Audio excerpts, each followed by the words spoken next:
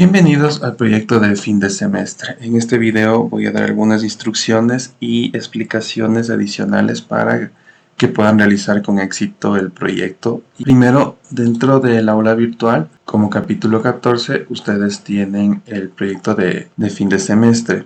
Aquí ustedes van a encontrar los recursos y el planteamiento del problema. Se les pide extender lo que ya habíamos realizado sobre el taller de comando de Linux, es decir, vamos igual a realizar el registro climatológico de una ciudad. Para eso recuerden que el API de OpenWeather nos pide la latitud y la longitud. De igual manera, los valores que obtengamos se deben grabar en un archivo climaciudadhoy.csv. Vamos a utilizar crontab para ejecutar un script de Python o de Java que resuelve el problema, y este script se va a llamar dentro de un archivo ejecutable getweather.sh. Estos pasos son necesarios porque de esta manera vamos a evaluar contenido que hemos dado en el laboratorio y en las clases. El archivo getweather.sh, para los que utilicen Python, va a activar el entorno de Anaconda o de Mamba con las librerías que utilizará Python. Por favor, obtener al menos 50 datos. Recuerden que todo se resuelve dentro de Linux o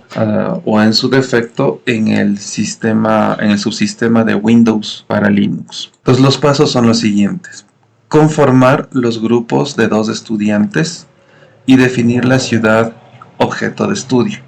Para esto hay que editar el archivo de grupos en OneDrive. Se puede aceptar trabajos individuales, los cuales van a marcar con la letra I y van a ir utilizando la numeración sucesiva, ¿no? Es decir, dentro del OneDrive ustedes encuentran un enlace a los recursos que teníamos del curso, y aquí ustedes tienen grupos proyecto 2024A. Entonces, ¿cómo van a llenar ustedes? Por ejemplo, si aquí ya un par de compañeros formaron un grupo, entonces lo que van a hacer es, si son otro par de compañeros, van a continuar la numeración y van a decir, seremos el grupo G2, y aquí pondrán la ciudad que ustedes van a utilizar. Si eventualmente existiese alguna persona que desea trabajar de manera individual, entonces podrá marcar con la letra I y un número, y si es que la siguiente persona ya observa que está utilizado ese número, entonces podrá poner el siguiente. Recuerden que deben crear su API. Luego viene el desarrollo de un script de Python o de Java que obtiene los datos desde el API y los va a guardar en el archivo climaciudadhoy.csv. El archivo debe contener toda la información que nos provee el API en columnas. Hay que observar el problema respecto de los datos de lluvia y nieve. Para esto vamos a explorar el API de OpenWeather, y sí, aquí tenemos, esta es la instrucción que nosotros normalmente, o la más reducida que nos da OpenWeather para hacer la consulta, donde tenemos los diferentes parámetros, ¿no? Latitud, longitud, el API key que ingresaría. Observen ustedes que adicionalmente tienen parámetros como unidades, que si ustedes le ponen el valor, por ejemplo, metric, les va a poner directamente los datos en unidades métricas del sistema internacional. Es decir, tendríamos directamente la temperatura en grados centígrados. Si ustedes no le ponen nada, entiendo que utiliza por defecto el valor estándar, y en el valor estándar me parece que la temperatura estaba en grados Kelvin. Para el proyecto, por favor, todos utilicemos las unidades del sistema métrico, es decir, grados centígrados. En la parte del archivo JSON sobre la respuesta que nos da el API, yo les sugiero que ustedes construyan sus programas en función de esta respuesta que les presenta aquí, ya que esta tiene la mayoría de campos que nos va a devolver. Es decir, dentro de este JSON tenemos a su vez unos JSONs interiores, por así decirlos, en donde tenemos datos como las coordenadas, descripción sobre el clima, la temperatura, humedad y presión, la visibilidad, características sobre el viento, y aquí viene, por ejemplo, el tema de la lluvia. El tema es que nos indica justamente en esta descripción sobre las respuestas el que la lluvia tiene internamente 2 valores, que son el volumen de la última hora en milímetros o el volumen de las últimas 3 horas. Y de igual manera para nieve tiene el volumen en la última hora o el volumen en las últimas 3 horas. Por lo cual este JSON, inclusive aquí faltaría aumentarle una parte que sería snow 1 hora tanto, 3 horas tanto. Y rain 1 hora tanto, 3 horas tanto. Dentro de lo que es Python, esta estructura que ustedes observan aquí se convierte en un diccionario.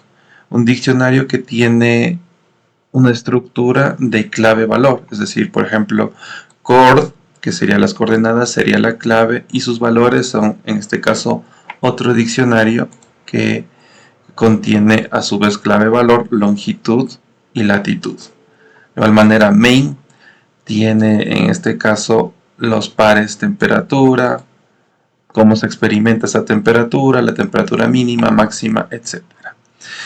La idea es que su programa aplane todos estos valores y construya un resultado en donde recuperemos toda la información que nos da el API. Es importante observar este dato que es el DT. El DT, si ustedes observan en la descripción que nos da, es la calculación del tiempo en Unix UTC. Esto está en un formato timestamp y este formato timestamp se puede convertir a formato de fecha, es decir, con año, mes, día, hora, minuto, segundo. Eso es algo que pueden ustedes consultar, cómo hacer la conversión de timestamp a datetime en lo que sería Java. Entonces, de esa manera ustedes ya no van a trabajar con este número entero que les devuelve aquí, sino que ustedes van a convertir este número en un valor de tiempo dentro del programa o el script que estén utilizando. Sería sugerible que este par valor sea el primero que tengamos en la estructura de datos de resultado, para tener nuestro archivo CSV organizado por marca de tiempo. El ejecutable nos permite cargar el entorno y internamente ejecutar el programa de Python. Se debe adjuntar la configuración de crontab para la adquisición de datos. Y finalmente, para realizar la presentación del trabajo, vamos a utilizar la generación de sitio web por medio de Emacs. Para esto se va a crear una carpeta WeatherSite dentro del proyecto. Podremos ajustar el look and feel. El servidor que se usa es el simple HTTPD integrado en Emacs, que hay que instalarlo porque no viene precargado. Y las instrucciones sobre la creación del sitio web van a estar en este video y también ustedes la tienen en el GitHub de él, en esta dirección, ¿no? Dentro de tutoriales o website, y aquí ustedes tienen un archivo .org que les va guiando y que inclusive tiene el código de lo que debe ir en los archivos, ya que en este caso ya voy a proceder a demostrar esencialmente qué es lo que se hace para generar el archivo website. Vamos a depender de un archivo que va a ser el buildsite.l. Este es un código para Emacs, para que Emacs pueda inicializar y dedicarse solo y exclusivamente a generar el sitio web. Y un ejecutable que va a ser el build.sh, que ejecuta más bien dicho, que ejecuta los contenidos de este archivo. Igual aquí les indica cómo hacer la instalación del simple HTTPD, que lo pueden hacer o bien ya quemándolo en el archivo init.l para que siempre que ustedes abran Emacs esté disponible, o hacer la instalación manual utilizando AntX. Adicionalmente, estos archivos se encuentran dentro de los recursos del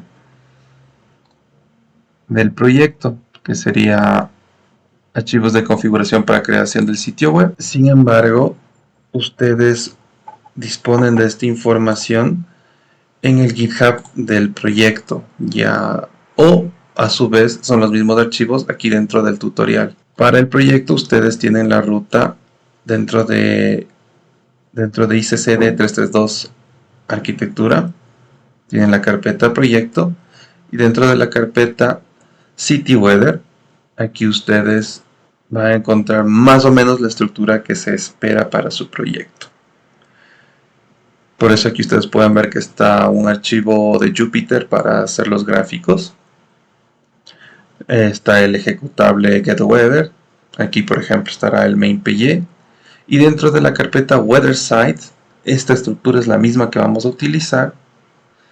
Vamos a tener el archivo buildsite.el, que ya contiene el contenido que se va a utilizar, y el build.sh, que lo que hace es ejecutar la construcción del sitio web.